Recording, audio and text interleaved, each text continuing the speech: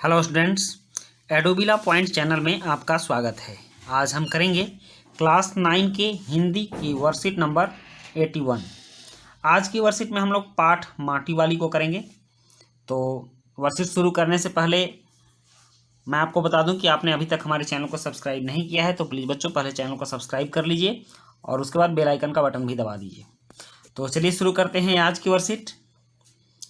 आपने पिछले वर्कशीट में पढ़ा था कि टिहरी में के बगल में एक गांव में माटी वाली रहती है और वह टिहरी शहर में लाल चिकनी मिट्टी बेचती है। उस समय के घरों में चिकनी मिट्टी से चूल्हे और दीवारें लीपी जाती थीं, तो सबको उसकी आवश्यकता थी, लेकिन पूरे शहर में चिकनी मिट्टी बेचने वाली एकमात्र वही थी, माटी वाली बुढ़िया। तो अब कहानी आगे बढ़ाते हैं। माटी वाले के पास अपने अच्छे या बुरे भाग्य के बारे में ज़्यादा सोचने का वक्त नहीं था, क्योंकि वह सुबह में जगती थी और बहुत सवेरे जगती थी और माटा खाना जाती थी, जहाँ से मिट्टी लाई जाती थी। वहाँ से मिट्टी लेकर आती और फिर दिन भर शहर में बेचती, फिर देर रात को घर पहुँचती, सो जाती, फिर सुबह में वहीं काम करती। तो इस तरह से उसके पास अपने भाग्य के अच्छे या बुरे सोचने का वक्त नहीं था। वह जिस घर में गई थी उसकी कहानी यहाँ है कि घर की मालकिन के अंदर जाते ही माटी वाली ने इधर उधर तेज निगाहें दौड़ाई। हाँ, इस वक्त वह अकेली थी, उसे कोई देख नहीं रहा था। उसने फौरन अपने सिर पर धरे कपड़े के मोड़ों को हड़बड़ी में एक झटके में खोला और उसे सीधा कर दिया। फिर इकहरा खोल जाने के बाद वह एक पुरानी चादर के एक फटे हुए कपड़े के रूप में प्रकट हुआ। इस बात को समझिए।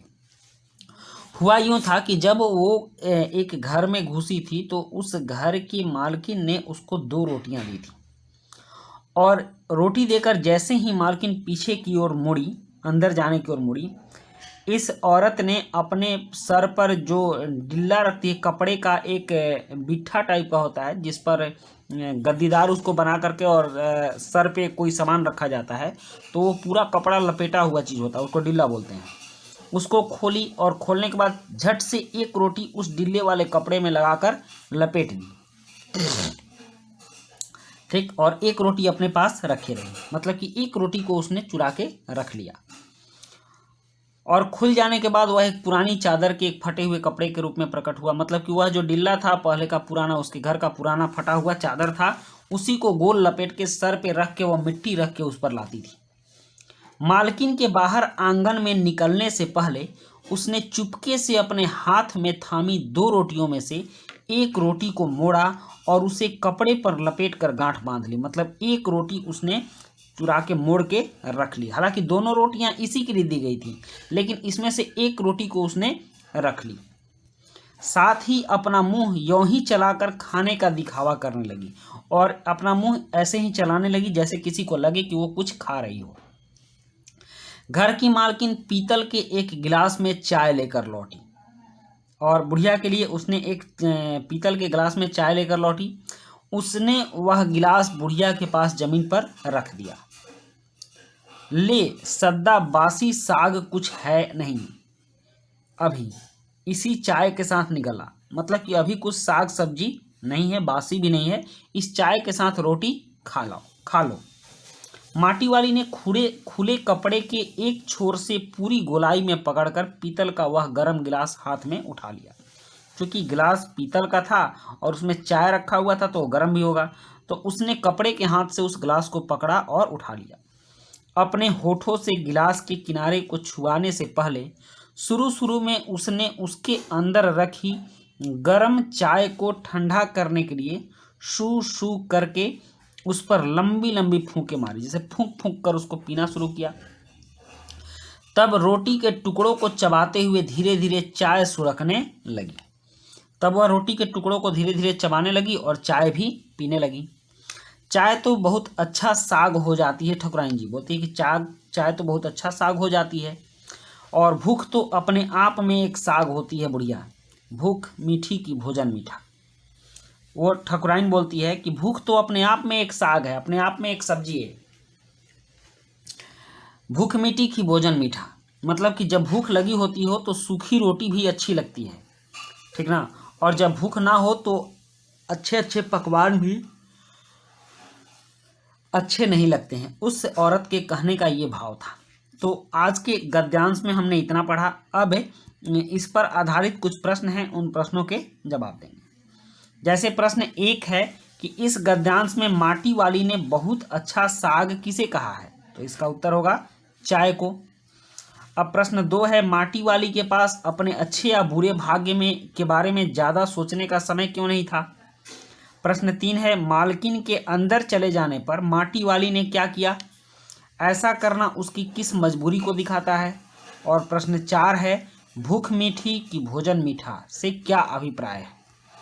और प्रश्न 5 है, इस पाठ के आधार पर माटी वाली के चरित्र का अपने शब्दों में वर्णन कीजिए। और प्रश्न 6 है, यदि आप मालकिन की जगह होते तो आप माटी वाली के साथ कैसा व्यवहार करते।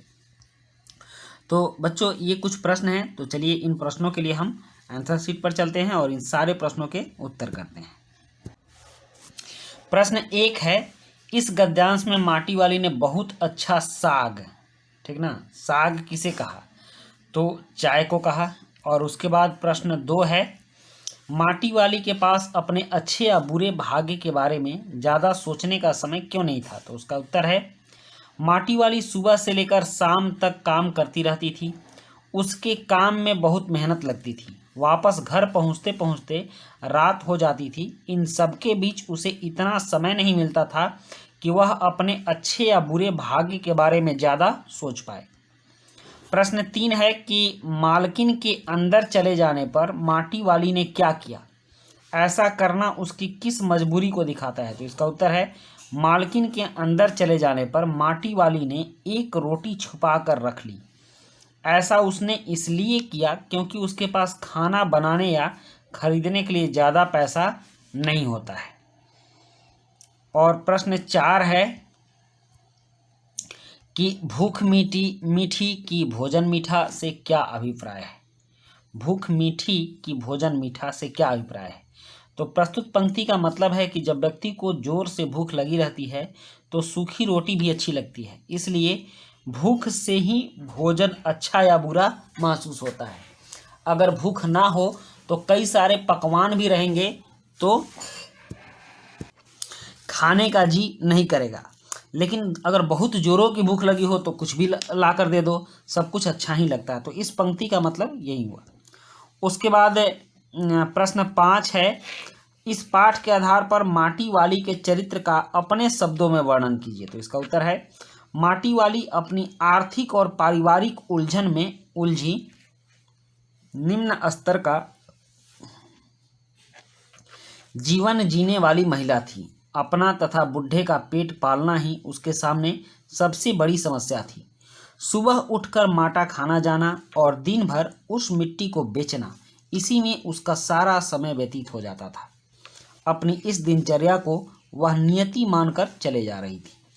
और प्रश्न 6 है, यदि आप मालकिन की जगह होते तो आप माटी वाली के साथ कैसा व्यवहार करते। इसका उत्तर है, यदि मैं मालकिन की जगह होता तो मैं भी उसे खाने को कुछ वस्तुएं देता और उसके साथ एक अच्छे इंसान सा व्यवहार करता। तो बच्चों यह थी आपकी आज की वर्कशीट, और वीडियो अच्छी लगी हो तो लाइक सब्सक्राइब कमेंट जरूर कीजिएगा। मिलते हैं नेक्स्ट वीडियो में। Thank you.